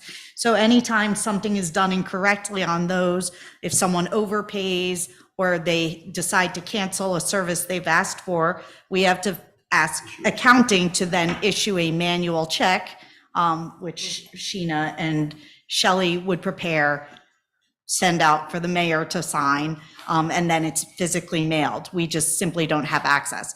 On the current system that we use for booking the bonfires, it does allow us to store that credit card information and refund automatically to people without them returning to town hall. However, that doesn't have an online booking option.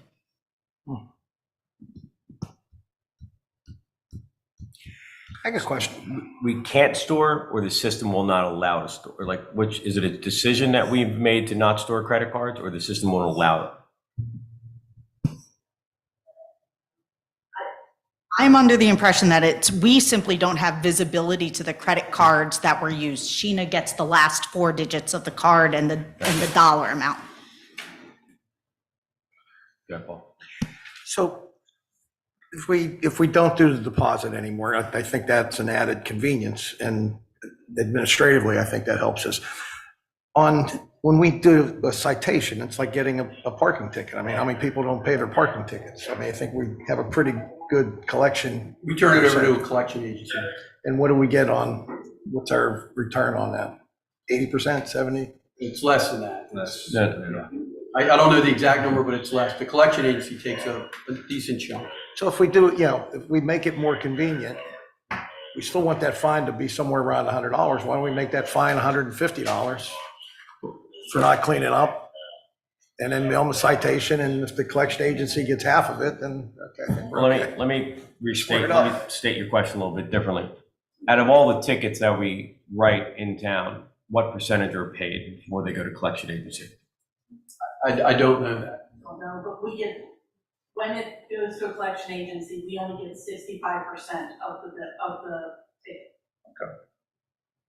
So we can do that math. So how do we collect $100? We got to make it a $140 fine or something like that? Well, so the item on the agenda is to look at this ordinance, and, we've had some discussions on it. The question is, I think, first of all, do we move towards a citation or stick with a deposit? Just as we frame the possible ordinance, ask for opinions as to move forward. I think I know you rather stick with the deposits, and I think from. Question. If a vendor does the bonfire, the vendor is responsible for cleaning up the bonfire. That's correct. Okay, but that still leaves 600 that are individually set up and need to be cleaned up. I thought I had a solution, now I don't. Never mind. Go ahead, Gary. I would favor collecting the deposit up front, or not collecting the deposit up front, just doing the online permits and then issuing a citation that accounts for, as Paul suggested, the 65%, the penalty, the 35% penalty that you get, so that you end up potentially collecting $100. I mean, some people will pay the fine, but if it has to go to a collection agency, then it's just like any other parking ticket that's unpaid. you're going to lose some revenue potentially. I don't think we know how much, but I think that's worth trying. You know, if you raise the fine to $150 for not cleaning up. You know, It's more likely that people are going to People, get something material. people pay parking tickets because they have a implied fear that their car could be booted or towed with an outstanding ticket. And the ticket is written against an individual, let's say, for something like jaywalking, you know? You're just kind of like, oh, you know, it just doesn't mean a lot to most people, you know? I realize that there's an administrative so we have a situation where these fires have worked successfully for years in town. And there's kind of a delicate balance with the people cleaning up, which has been a pretty good track record. This past year's been really good. And I think that's largely as a result of the fact that people know to give them $100, gotta come in. I mean, there's some people who would do it anyway, and that there would be, out of the 800 people, there'd be enough people leaving a mess that it would be a problem. You know, if there was no implication at all, you just did what you wanted to do. So I feel like the real solution here is to work on the technology behind this, to find a way to be able to do this and not necessarily have people always in town. And instead, we're trying to drive to do something different rather than collecting a deposit. And I just feel like we need to figure out how to make the technology work for a situation where people only get a refund, you know, and we need to figure out a technology solution behind that to ease the administrative burden. That would cost us software, right? Yes. We have an idea what that would cost? I don't. I think we talked to Kate about that. It was going to be. It was pretty sizable because most booking options are more along the lines of like a hotel booking service or a campsite booking service, which outpriced for what we're charging for a bonfire and for the number that we do in a year. So I guess my thought process here is if we've got some pretty smart people helping us out in town hall, and if it was simply a modification to existing software to allow the whole process, we wouldn't even be having this conversation. We could potentially get more revenue out of this as well. We could change it, okay, to be property owners can still do the lower fee, but the bonfire fee goes to $100. And I'm quite confident that there's a technology solution out there that'll be net revenue positive for the town. And if you're not a resident of the town, it's a $100 fee to have a bonfire. You know, and just use that to fund the technology solution that's going to come in and fix this thing. It's just going to increase revenue. Well, the only problem is we don't know what that increase for the upgrade for the software would be. Yeah. We don't know. I don't know what it is. All right. So on this element, is this something that we can move forward with, or is this something that we need to table for more information? Because I feel like there's a split. As all of you know, I like for most of us to be leaning in the right direction. I feel like we don't have enough information. Most of us. So what do we need to get? Just what the software option would be? What it would take in order to do it that way? Capture or hold credit cards Yeah. and go through the refund process. So I mean, Something can we so the mayor motion does that not- in there? So that's really the only thing we're deciding on later is whether we're going to buy the software or Well, not we buy the can software. pass a revised bill that includes Right. the deposit still being Right. part of it. And then the town just has the choice to basically go ahead and find a technical solution that they feel comfortable with, right? So we have the option to do that. Okay. And if it'll help you, I mean, I'm fine changing the non-resident to $100 in an effort to try to help get some money to be able to pay for this technological solution to do it. So what would the resident one be? Resident one would stay the same price. At 30 or 50? It could be 30 or 50, I don't care which it is. We could leave 50 and 100, just to keep it kind of simple. 50 and 100? And because it hasn't been raised, as you said, in 15 years or whatever. So I'll make a motion that we pass this with the change that the fee is $50 for residents, $100 for non-residents, and the deposit of $100 remains in place. And leave it at that. And seasonal goes away on D. And the seasonal goes away on D. Sorry about that change. And what was the deposit amount? It's still $100. Still $100. Any public comment? I have a thought. I mean, just, Well, we have a motion, so is there a second? yeah, we seconded it. Second, okay. Yeah. But from a discussion standpoint, like, we're doing 800 of these. Second. Okay.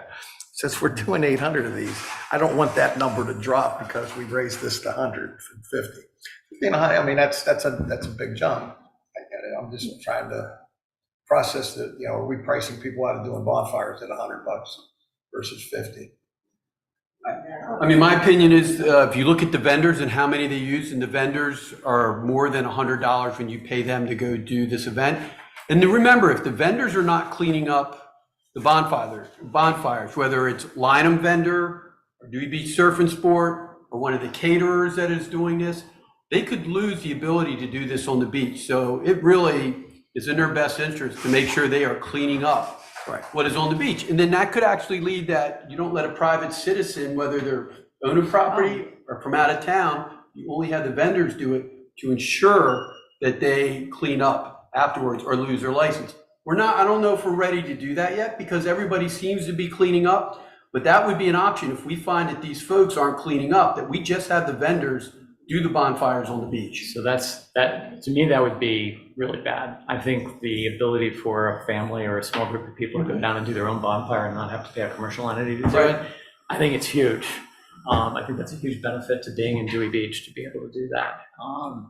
I would never want to see that taken away from people. How much do the vendors charge? Varies, and they get the permit as part of it. Yeah, I don't like the proposal. I mean, we're asking people to pay more to pay for something that we may not need in the first place. And not only are we not preserving the property owner discount, you're increasing the fee on that. For what reason?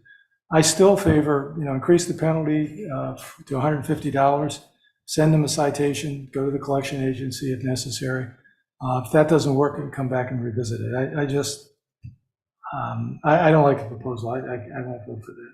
So, Commissioner, you like 50 across the board and then 150 as the penalty if they don't clean up? No, keep the property owner discount at 30, everybody else at 50, and increase the penalty to 150 if you don't clean up. But the 30 for the resident is only if they go into town hall. If they do it online, Exactly. you paid 50. Right. But if Then you go go into to town hall to and get that manually 20. do it, But I mean, we have to resolve David's proposal first of all. You start having a lot of problems with bonfires, people not leaning up and there's a mess. You can say that we'll come back to the old system, but sometimes it's hard to go back. And I have a real concern that, this isn't obviously for this year, this is really for next year. I have a real concern that of these 800 bonfires, there's going to be, potentially, it's inconceivable that there won't be a few dozen who just have decided that they've left a mess on the beach. People go down and they see an unsightly mess, whether it's their old firewood or whether it's trash or what have you, that they left late at night. And then all of a sudden it becomes the bonfires are an issue where previously no one complains about the bonfires because they've been cleaned up really well. I know the majority of people will clean it up, but I don't think everybody will clean it up. And, I think that we have something that works, which is basically people being on the hook for their $100 that they've already spent to get back. I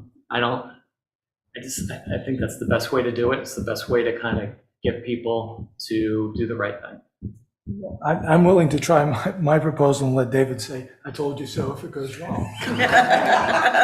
The key here was to provide customer service. We don't know the answer right now of what that change of software would, or if it's even possible.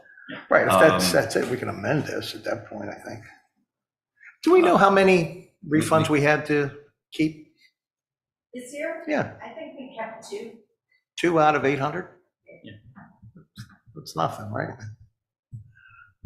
But it's because they knew they would get the 800, and I'm trying to. So that's what to Gary's point, if we make it 150, say we turn it over to collection agency, we still make $97.50 back after we sell it off. So we're in the same spot. I just want to avoid the mayor Bad having behavior to just sign costs more.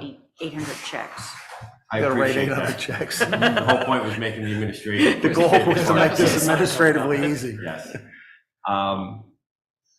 again, this came forth for town hall to try to streamline the process of booking online versus coming into town hall. I lean with Commissioner Persinger, and the David I told you so's are welcomed. But I agree with potentially increasing the penalty. But is that an additional jurisdictional penalty that we were tying this to? So I guess my question is, if there is a motion and a second, and we approve moving forward with these changes, this ties any individual found in violation section penalties outlined in 80-8. I don't know if 80-8 specifically states That's true. $100. So just give me 1 second. We do Unless have- you know. 80-8 is littering animal waste.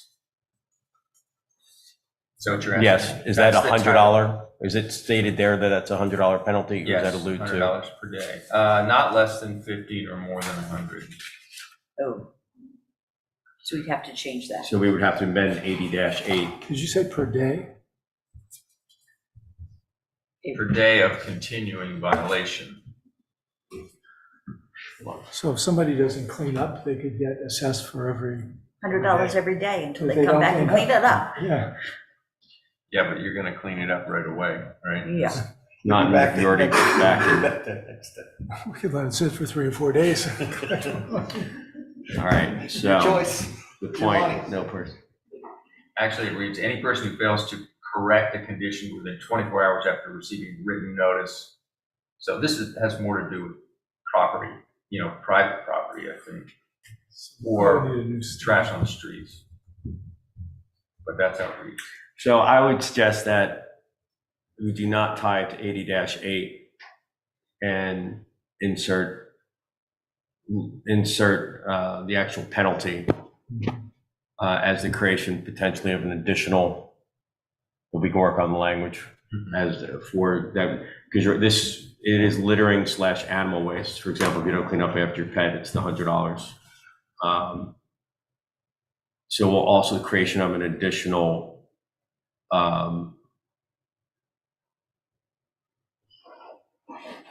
fine for aiding.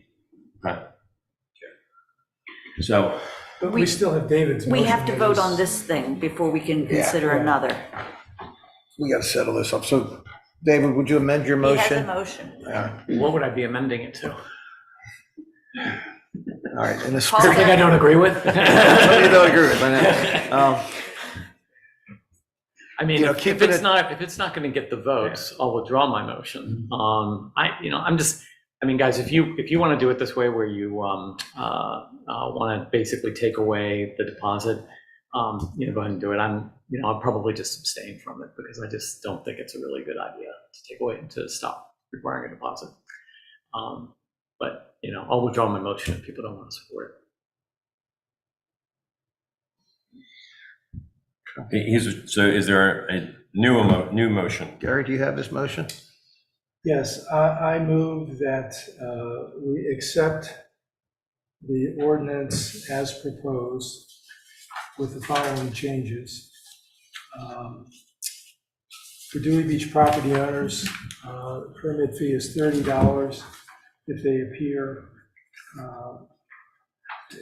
at Town Hall to obtain their permit. The penalty for failing to, let me get what's the right language here? For failing to clear all residue from the bonfire, the penalty is increased to $150, or the penalty shall be $150. Do I have a second? I'll second that. Any other discussion? Seasonal. Oh, And to remove seasonal. delete the word seasonal. On the Thanks for getting your. Section D. Do we need to? I'll second that too, then. Do we need to say how the 150 would be levied? There would be a A citation. civil citation, Civil citation, yes. Because we're still not storing credit cards at this point. right. Okay, Yeah, that gets into another. okay. Any other discussion before I ask for a vote? Sure. Didn't you already have one on this? Yeah, but you We're gonna charge changed the amendment and I got a comment on it. But going with your proposal, you're talking about writing a citation. What happens, who's gonna write the citation? Who's gonna take pictures of the fire pit, and then send, keep that as evidential, stuff to go to, let's say they appeal it. The alderman, you're gonna go to an alderman on that certificate. Who's the processes in charge of all this? So, I mean, I think, you it's kind of great writing a citation, but it's kind of like, who's the follow-up? Who's the inspector? Who's going to keep the evidentiary information there? Who's going to do all that? You never kind of, in here you talk about having the beach concessionaire or the lifeguards. Well, they're gone, aren't they? This week or next week? Who's going to be doing that? I mean, where does this fall? Is this police department thing? Is this the code management? Who's the individual that enforces this? Good point, Aaron. Thank you, Harry. So it would fall into our code folks, or it would fall into the police department to issue the citation. We currently have ambassadors, dog ambassadors, that, they're on the beach every day. As the season gets colder, they're not going to be there every single day. But close enough. But usually what happens is when the lifeguards are on duty, during the morning, they go down the beach, they'll call us and they'll say, hey, whoever had the bonfire on Dickinson Street last night, they didn't clean up. Then we go back, we look and see, and then we don't refund them their $100. And there were only 2 of them this year. Is that correct, Laura? Yeah.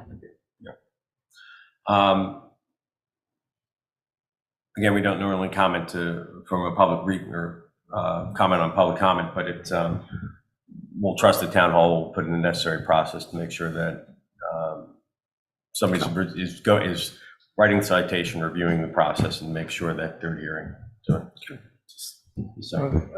In terms of the online booking process, if you book something online, is there a way to tell the person who's applying for the permit what the penalty is for not cleaning up afterwards? I mean, how would you get that information to the? So I think we would have them, they would have to read something, go down, check a box, or they're supposed to, at the bottom, check the box. And part of that would be the instruction on cleaning up. Right now, we verbally tell the folks when they come in. You understand it, T's and C's. Isn't there going to be? You won't be on record. Sorry. The microphone is not for us, but for public record. It has to record you. Thank you. I have to say, I agree with Harry because there's going to be a cost to the people who have to go out and look at it, take the picture. As he says, if you're now going to be issuing a civil fine for this, you've got to have demonstration that they left this there to be cleaned up and then to have a fine assessed to them. So what's the cost of doing all of that as opposed to simply taking a deposit and then returning it? It's fine for this. So right now, whether we do it the way you're proposing or whether we do it when they come into town hall, either way, we still have to have somebody go down there and check. Cost of doing Right. them. So it's already in practice. Right. I mean, we did it twice this year, right? So. Taking Can I make a comment? deposit. Ms. Dunmeyer, Oh, can you sorry. mute? Thank you. Yes, Chief. My only comment as to what they said is, he said the lifeguards check and then they'll get notified if that somebody left a mess. I think the goal here was to simplify the process instead of having everybody come in to get their bonfire permits and we're trying to go online. But it seems to me like we're making it more complicated because now we're saying we're going to assess civil penalties that the police department will most likely be the ones that we don't have time to go down and look at bonfires and take pictures and store evidence because someone left a bonfire mess. It just seems like we're making it more complicated than it has to be. That's my position on that. I just don't think we have the time in the middle of the summer with 800 bonfires to be charging people for leaving a bonfire mess. That just doesn't make sense to me when we have higher problems going on. So if we follow the same process we do today, that's essentially what we're doing. Right, again, the reason we brought this up was to try to streamline this so people could do it online. If the feeling is we still have them come into town hall and it ties up our employees when the folks are coming in and standing in line, then yeah, that's what the commissioners want to do going forward. We were trying to streamline this, like we're trying to streamline everything we do in town hall so you can do it online. That would be awesome. So I would add that fines are meant to be a deterrent, more so than be something that are collected in percent of the cases, because if they were, then the whole system would be a failure and you'd have to go back and come up with something else. So it presumes that the number of fines you issue would be a very small minority of the permits that you offer. But the problem for me right now is that what I just heard is the town manager is arguing for the new system and the chief is arguing for the existing system. No, What would be the I change? think the new system is great. It's just the new system, at this point, we don't know how much it would cost to get a system that would allow you to get the deposit on the credit card so that we can give them back their deposit. That's, right now, everything's being done in person. So he's trying to streamline it by doing everything online. But the complication is, how do we give them back the $100 deposit online? Because we don't have the ability to do that with the current system. I understand it, but the way this amendment was drafted, you'd be issuing a civil citation for $100. That was. Somebody's got to write. That was the proposed new system. That was part of the proposed new system. That was my comment. But the fact that we only had 2 of them this year, it's not an administrative burden. I think it's more of an administrative burden to manually do 800 permits on these things. Is the problem the term civil citation? Is there another fee or are all fines civil citations to the town? So that is there? Well, that could be criminal. Well, I'm not, of course. Criminal, leave your stuff behind like that. We established penalties for taking down a tree without a permit of something like $500, and we're increasing that. The penalties for not paying that over time would increase. So I'm not. But that's not as. Well, it's a citation. You're assessing a fine. I think it says in our code that the building official could actually issue that. So we could say code enforcement could issue it? Yeah, I said that earlier. Code enforcement could go out and do it, or the police. I don't think you have to say it. I think it's understood. I think it's understood that It's code up to you who enforcement. does it. Yes. Yeah. Okay. And as long as we're in lifeguard season, the lifeguards are the ones that are checking. It's when it becomes not, and they can take pictures and they can send it. And that would be evidence. And if we're not lifeguard season, that's when somebody else needs to do it. If we get a complaint, if our dog ambassadors are on the beach, or if we have a large number of bonfires during Thanksgiving, we would have to send somebody down there to look and make sure that they didn't leave any of the remnants of the bonfire there. We still Gary Dunmeyer too. Is there anybody on Zoom that would wish to add public comment? Mary, I think you're still on mute.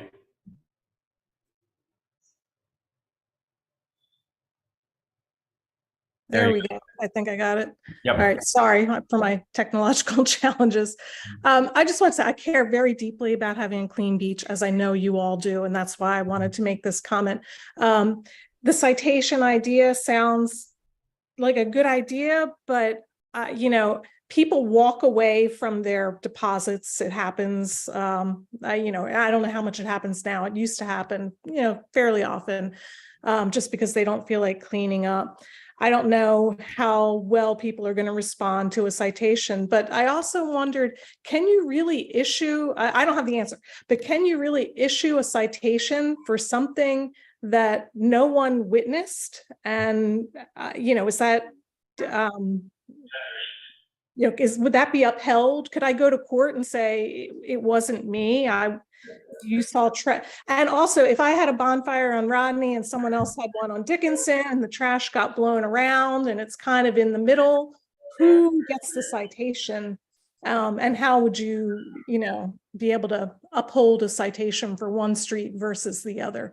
I just want to make sure that, I guess the attorney and the chief weigh in on that and make sure that a citation is actually, that you can issue a citation for something that you didn't witness. Well, Counsel? in the case of 80-8, where litter, you might have litter in your yard, you're gonna get a notice letter. And I know that's not what we're talking about, but you'd get a notice letter that says clean up this area or clean up this mess that you put in the public right of way. And the code says it is an absolute defense if you can establish that you didn't create that mess. So I think the same principle would hold apply true here. You'd either pay and admit responsibility, or you could appeal from the citation and make your case. Okay. Anybody else? Anyone else for public comment? All right, not seeing any. I believe we have a motion. We have a second. Second. There's been enough discussion. Can I have a vote? Could you remind us of what the motion on the floor is at this time? To accept the ordinance as proposed with the following changes. Failure to dispose of residue from the bonfire will be subject to a penalty of $150. Property owners may receive a discounted, may receive a permit for a discounted fee of $30 if they appear in person at town hall to obtain a permit. Or a refund? The If they assumption did there is that 50 they can online? do Yeah. everything online and get their refund at town hall. Right. Wait a minute, there's no refund. Or, I'm sorry, not $20, because if you only can do $50 online, Okay, right. they can come in and get the difference. Okay, all right, got it. And then lastly, we would delete the word seasonal in paragraph D of section 2. So that is the motion on the floor. Second. All in favor? Aye. Aye. Aye. Nay. 4-1, okay.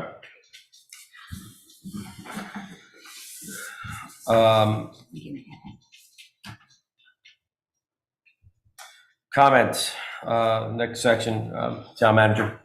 Again, I'd like to thank the McCoy family for their donation to the fire company, and we will be presenting that donation check tomorrow night. That's all I have, sir. Okay. Bill? Did you want to do this also? Okay, Yeah, we can. we'll do this now. If I could have from the Beach Patrol, Lieutenant Hank Kovaleski come up, Lieutenant Liam Zolper, and from the Police Department, Lieutenant Cliff Dempsey and PSC Dylan Eckney. So during the summer, there was an incident where we had an unconscious victim and an AED had to be used. During that, the Beach Patrol and the Police Department, both at the same time, were able to use the AED and revive the individual or sustain the individual till the paramedics arrived, saving the person's life. In recognition of that, we're going to present a certificate of recognition to each one of these individuals in recognition of their heroic actions that contributed to saving a man's life. Members of the Dewey Beach Police Department, Dewey Beach Beach Patrol are on the front lines every day, protecting and serving our residents and visitors. Thanks to their selfless actions, quick thinking, and teamwork, a man is alive today. Please accept this certificate as an acknowledgement of our thanks and deep appreciation. This one is for Lieutenant Kovaleski.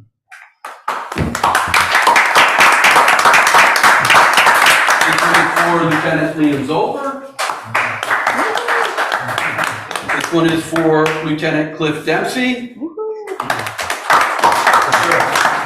And this one is for PSC Dylan Eckney. Yep, there you go. And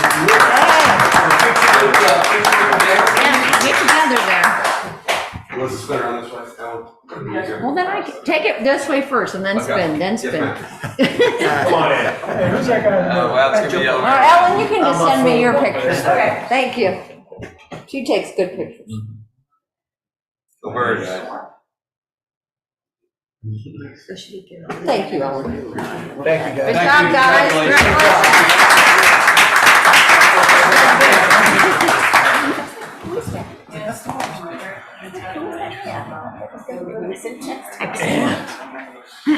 Thank you, Mr. Mayor. Chain did not work well, I remember that. All right. All right, the Dewey Beach Police Department would like to welcome our newest recruits.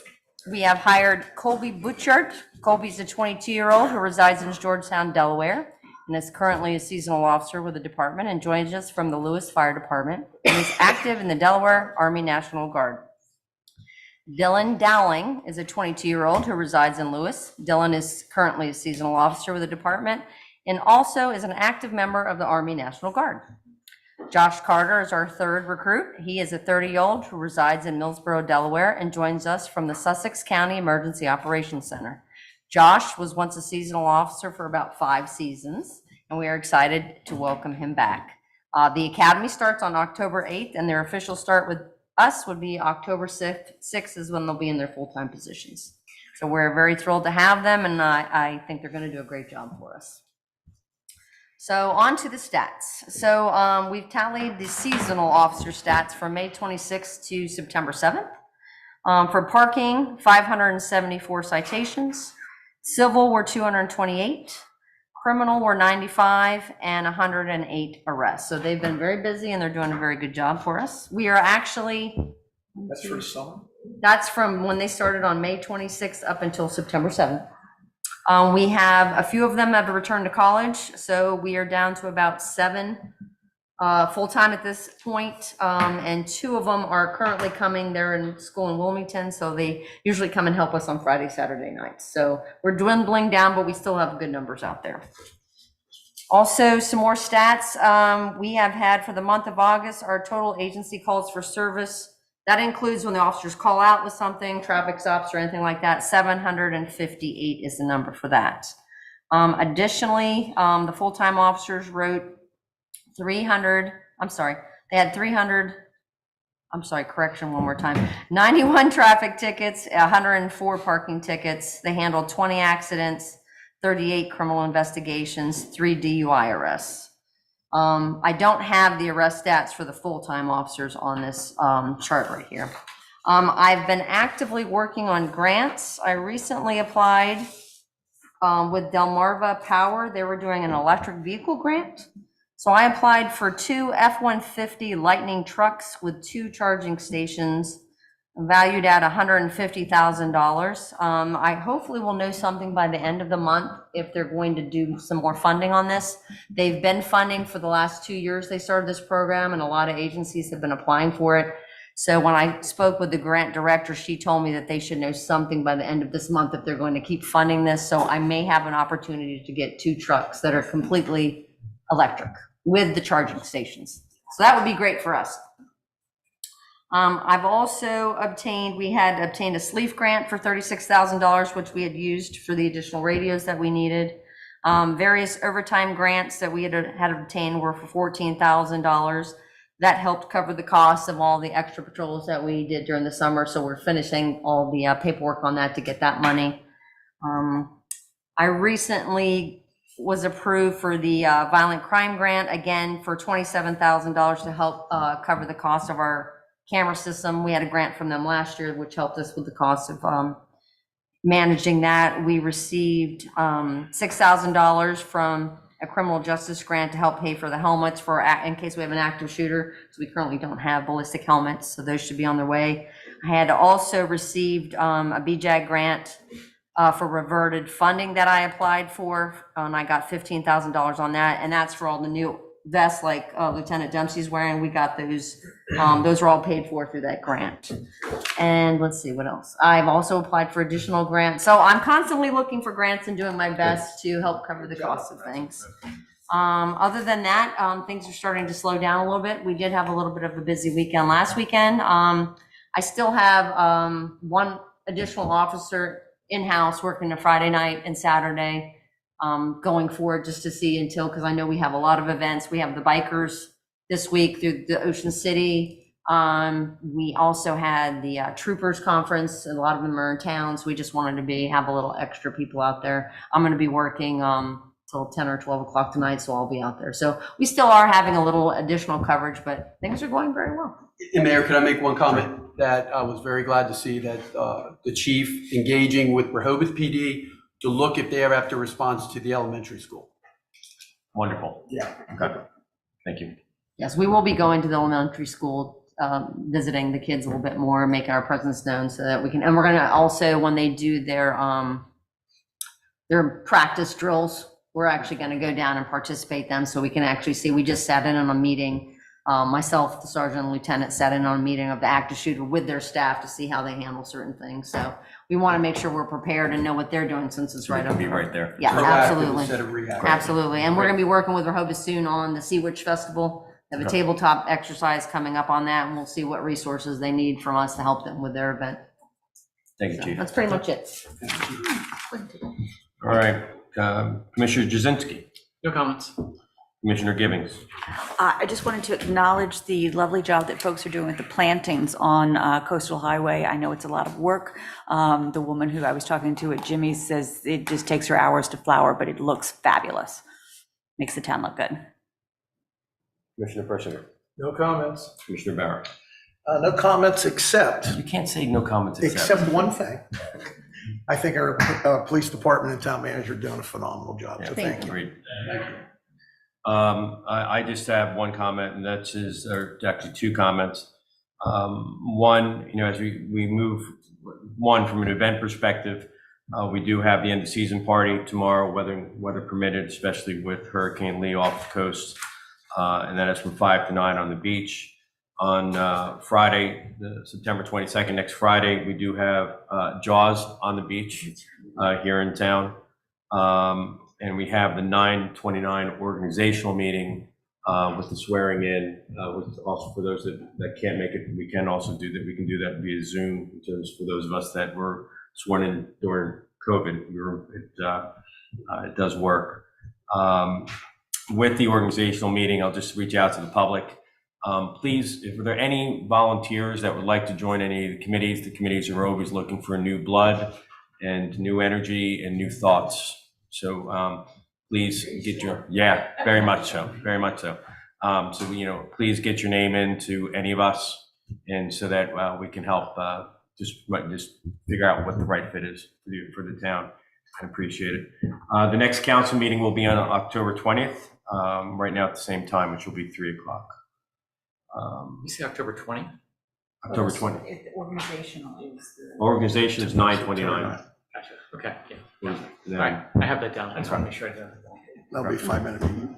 And with that, can I have a motion to adjourn? Motion. Second. Second. All in favor? Aye. Okay, now that's time, huh? One, no